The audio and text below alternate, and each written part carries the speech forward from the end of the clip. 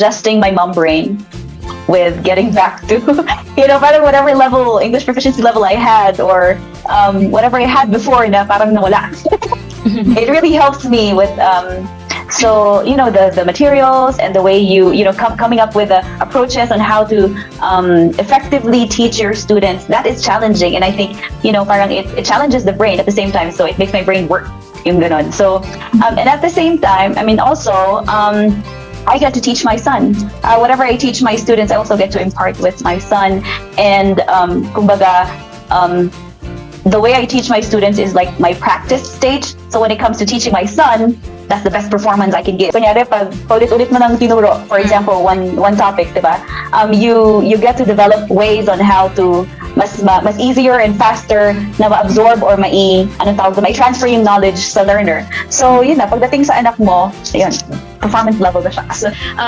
Alam natin kung paano turuan yung mga bata. So, maganda, no, yung ability natin na yon, madadala natin dito sa trabaho. Of course, it's a little bit different once you actually start teaching English. Iba naman din, no, pag yung actual teaching na. But still, I think this job is really good for us moms, kasi we can balance our time. It can help us balance things. For example, if you struggle to go to work every day, kasi you have to leave your kids at home, tapos you have to travel, pagdating sa bahay pagod ka na. Dito hindi ganoon. Dito sa industry na to, iba, kasi you work at home and you don't have to go out. You get to see your kids anytime you want. So that's the best part. And yeah, there are many other advantages, many other good things about being an ESL teacher. So yun pa lang yung ilan sa mga benefits or good things about this job. The major, I think the major advantage for me is that I get to continue being a hands-on mom to my son. So even if I'm working and I get to help him with his school, with his modules, his school, and do the chores before and after work. I get to cook like for breakfast and lunch mainly. And on the weekends, yes, it's a family day, church day, and I think I feel productive as a mom and as an ESL teacher, because at the end of the day, I get to be a real mom and a real teacher as well. And yes, I really am hyped. I'm hyped to be an ESL mom. Well, I agree with Teacher Miles. I think being an ESL teacher really help us moms, especially when it comes to education, teaching our children. Good thing. I had an experience before. My son is very shusero. Like for example, I'm teaching, like he sits beside me, and then every time, because of course we have the book, we have pictures and words. I experienced teaching group classes before. Nakijoin siya. Pero of course not, whisper lang. Okay? Parang yun, I think that the teaching, I think is very helpful, to educate your children. Well, not only academically, okay? But of course, part of me, like, I deal with students with different personalities. And our kids have also different moods. Okay? We know how to deal with them. Okay? Alright, makulit siya. So, ganito ang gagawin ko. I think that's it. But yeah, basta happy ka sa ginagawa mo. And as long as, of course, hindi mo napapabayaan yung anak mo, I think, okay lang yun. Same thing with what our teachers also told us. First thing, we get to be a brainy mom. Like whenever they ask to me, like especially with space, planets, because most of the time that's what we are learning in Wonders in Bunny English. So kasi being an ESL teacher, it's not just only just teaching English. You get to study different kinds of books and also handle different kinds of students as well. May it be with personalities, level in English. So, yun, na-balance natin, or we get to experience everything. Like, especially for me, 10 years handling, being an ESL teacher. And also, yun, time management din. As soon as I go out from my home office, hanap ko agad kung anong gagawin ko. But of course, the priority is to spend time with my family, especially kids. And then, nakakapagluto pa ako, nakakapagsalang pa ako ng mga labahin dyan, ng laundry, ganyan. So, ayun, productivity, and also, you get to be a brainy mom.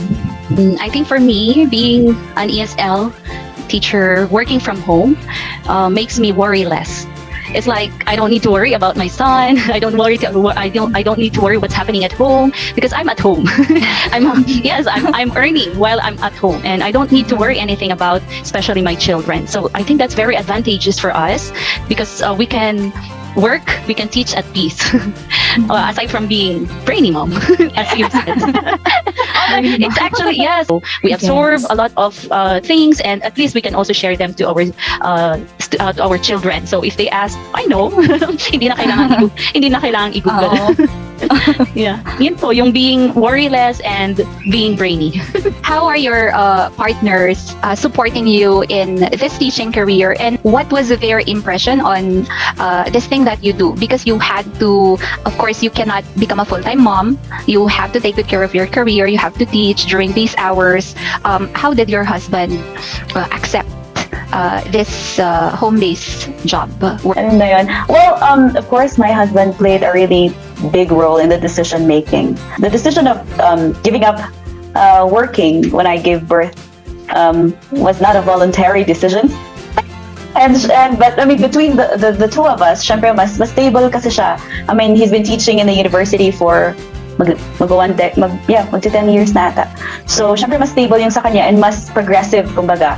So, supportive naman si husband. Yeah, supportive naman siya kasi nakita niya kumbaga yung effect ng me not working.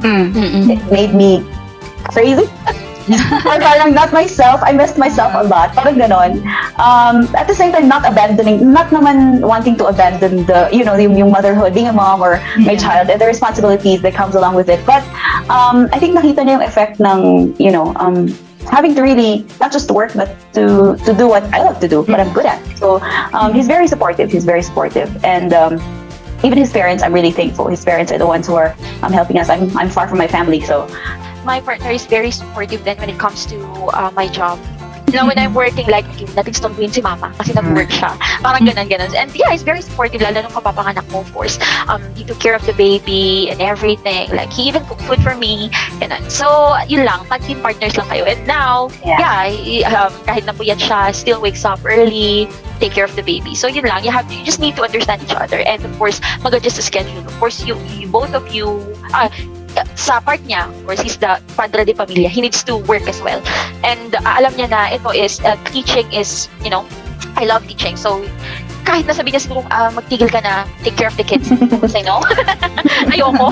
Because I love what I'm doing. And he, So when I decided to start working from home as an ESL teacher, he was very, very happy. My husband has always been, so supportive. Wala siyang, I think he would support me kung ano man ang gustuhin kong gawin sa buhay ko. But seriously, I think he's very happy. And this setup that we have now, it's just perfect. It is perfect for us. So, I think he's very happy. Alam niya, I'm working as an ESL teacher, so he knows my time. So after work, he has to rush home so that someone could take care of our children. Kasi it's the situation now is better than probably 3 years ago kasi at least 10 years old na yung anak ko ngayon, so he could already take care of his younger brother. Yeah. But before, he was really supportive, and he always comes home as early as possible so that someone could replace me as the mother of our children. So ever since naman, ganun yung treat niya sa every job I had. But comparing it to corporate jobs like going to school, he prefers actually this kind of job. He prefers the ESL job, or me being as an ESL teacher, because he is more kampante. He's more worry less na andito ako, kasama ko lang yung mga kids while I can earn money from home. Before Jessi, I have been a full-time mom. So when I told him that I'll be working from home, and he said, "Wow, finally!" Just kidding. grabe naman. Just kidding. Finally, hindi ka nahihingi, sabi niya. Oo. Hindi na ako mag-remit, sabi niya. Just kidding lang. I'm practicing my char. Doon ako nag-pursue na mag-work from home. Kasi kampante na ako na may mag-aalaga naman sa kanya. Though because of the pandemic din, my husband started to work from home. So yun. After his work, 6 p.m. So I'm still teaching at that time. He takes care of our son. Then yun po. And of course, he was so supportive. He was supportive of me working from home. Yes. So, yung goal ko talaga na mag-work from home, 2010 yon. Nandun talaga yung burning passion ko na hanap ako ng work from home, yung stable, ganyan. Yun, doon nag-start. And then, ever since my husband has been supporting me with what I really want to do in my life, in our lives. So, ayun, okay naman ngayon. So, yan, sobrang thankful lang din ako sa husband ko. Nandiyan ba siya? Baka naman lumaki yung ulo niya dyan. Nakikinig siya. Sige, regalo mo. Ano gusto mo regalo? Bawian mo mamaya. Sige na nga, ano ba? Kasi parang meron gumagalaw-galaw sa labas, nakabukas yung home office. Open book kami pareho kung ano yung gusto namin. Nandyan din ako sa kanya to support. And yung isa pa na give up niya lahat para lang mag-give way sa gusto kong mangyari. Although talagang nasunod naman yung gusto ko and yung result niya is unti-unti na naming nakikita. Yun talaga yun eh. Pag pareho kayo, nag-give and take kayo, pareho kayong gustong may result na mangyari and nagigets niyo ba yung gano'n? Yung parang gusto niyo pareho, walang pilitan, yun lang, support lang. Yun, unti-unti na namin nakikita yung result, especially these days. Sobrang saya lang. Everybody can be a teacher, but not everybody can teach. Yes. I think that's the good word. Yes. Yes. Okay. Yeah, and so yes, for me, if you really love teaching, it can be your long-term career. And there's no promotion here. So the promotion is, we don't have the hierarchy of in an organization. We are all the same. So Yes. for me, if you really love teaching, you have to if you really love teaching, then you will accept everything that comes with it. And if you really have a passion in it, then yes, it can be your long-term career. And yes, we can reach financial independence as long as we know how to balance. During my interview, teacher Jade said, actually, you can also get rich here. And then she laughed hard. Mukhang malapit na si Miss Jade. Yeah, guys. Hard. And I was like, but I agree that we can reach financial independence as long as we know how to we know how to manage our finances, because our salary is good, I think, compared to other jobs. I believe it's good. Yes. So as long as we know how to manage, I think we can have a retirement plan for us until we retire. Wow, that was okay. Thank you. I definitely recommend the ESL teaching for every woman, every man, sa lahat. For me, in my experience, my worry is actually, could it be a long-term job? It's actually up to you if you will make it last long. So it depends on you. Kasi pag nagsawa ka na, goodbye. It will also reflect on how you teach. It will reflect on your attitude in your job. So it depends on you if how are you going to make it as a long-term job. Kasi hindi naman actually yung mga students ang magiging problems doon if we are talking about long-term job. Financially, this is actually has a good pay.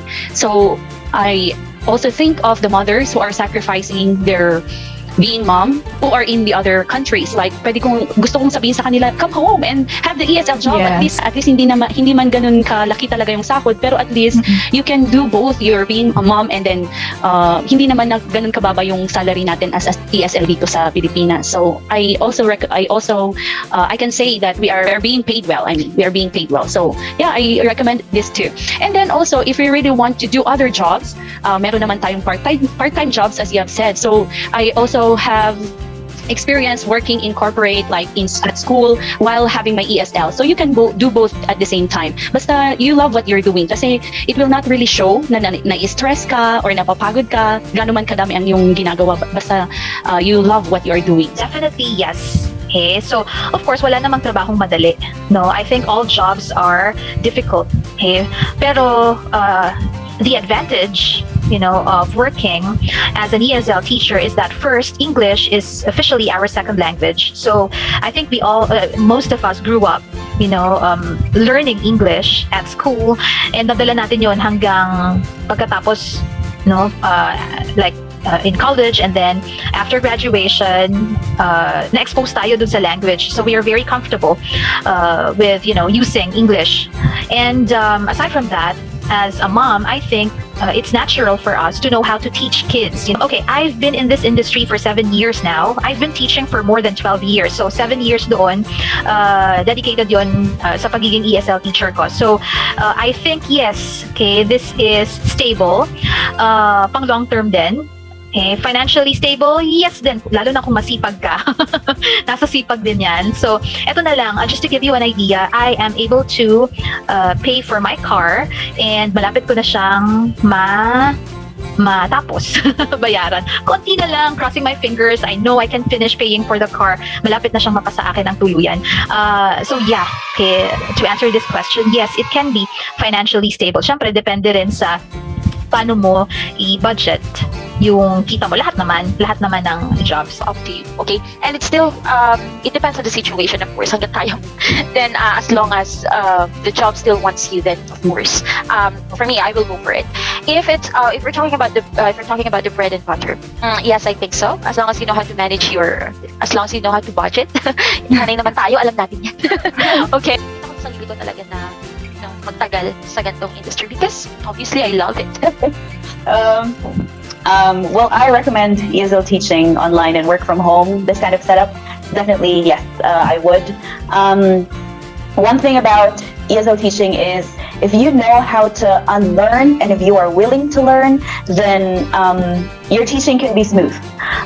One thing that pinanghawakan ko na quote when it comes to ESL teaching or teaching in general is yung si Theodore Roosevelt, sabi niya, no one cares how much you know until they know how much you care. Yeah. ESL teaching is not about just because you have a high English proficiency level doesn't mean you can be an effective teacher. So, I think a lot of people look down on ESL teaching, maybe because they've been working in the corporate world for quite some time. And so that's one thing that you have to consider. If you are willing to unlearn what you think you know that is required in this industry, if you're willing to unlearn that and to adjust and to learn, then I think you can be an effective teacher. Hindi lahat ng wanting to, yung sinabi ni Teacher Felimar na just because it's convenient, just because nakita ko yung testimony ni ganito, ganyan sa YouTube, so I think I could try. May mga ganon, di ba? Usually, may mga ganon. And then, but when they try, they get disappointed. It's because your expectations nila is, just based on someone's testimony and everything. But in teaching and being in this industry has a lot of, factors to consider, kumbaga, before you enter. Yeah. And one thing I like about ESL teaching is you're not stagnant. Just because English lang, you're just teaching, you're just, if you want to be a clown, then you can teach young learners. If you're more professional, then you can teach, advanced levels. It's kumbaga, that's just a shallow part of it, diba? That's just a shallow part of it. Kasi,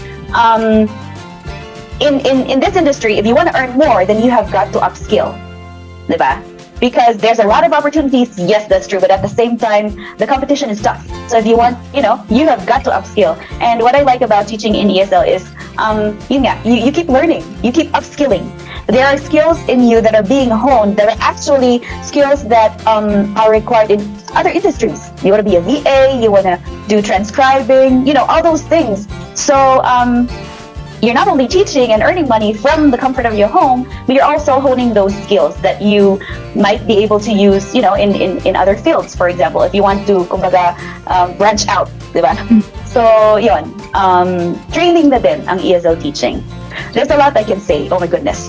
But yeah, those things that I really want to, when I recommend ESL teaching to my friends or to whoever is asking, that's what I tell them. What are your reasons, having Teacher Glad? What are your reasons of doing this? For who, diba? It's not enough na, okay, you have the equipment, you want to work from home, but you're not willing to be trained or you're not willing to adjust and, all those things, then it's not going to work for you. You have to have passion and you have to do it by heart. Yeah. Teaching with a heart. Ganun.